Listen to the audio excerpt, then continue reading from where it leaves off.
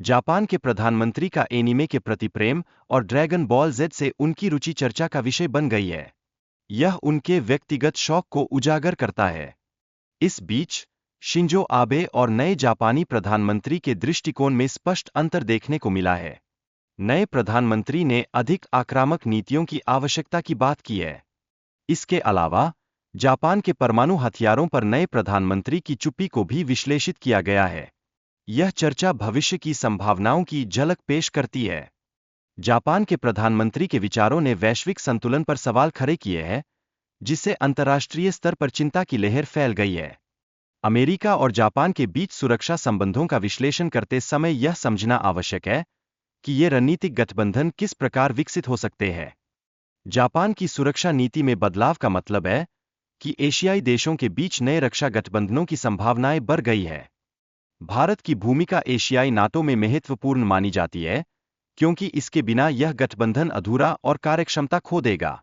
हालांकि अमेरिका का यूक्रेन में समर्थन उसकी व्यस्तता को बढ़ा रहा है, जिससे जापान को चिंता है कि वह एशियाई नाटो को प्रभावी रूप से संभाल नहीं पाएगा। यदि चीन को रूस का समर्थन मिलता है, तो वह ताइवान या फिलीपींस पर आक्रमण करने में संकोच नहीं करेगा। जापान एशियाई नाटो के विचार को भविष्य के लिए महत्वपूर्ण मानता है और इसे आगे बढ़ाने की योजना बना रहा है। जापान का विदेश मंत्री इस पर पहले ही स्पष्टता दे चुका है। इसी क्रम में भारत की आर्थिक स्थिति मजबूत है और उसे जापान से किसी ऋण की आवश्यकता नहीं है। भारत अपनी स्वतंत्रता बनाए रखेगा और एशियाई नाटो में शामिल होने पर विचार करेगा। इसके अतिरिक्त वीडियो में दर्शकों से पूछा गया है कि क्या भारत को एशियाई नाटो के विचार को स्वीकार करना चाहिए। यह दर्शकों की राय जानने का प्रयास है।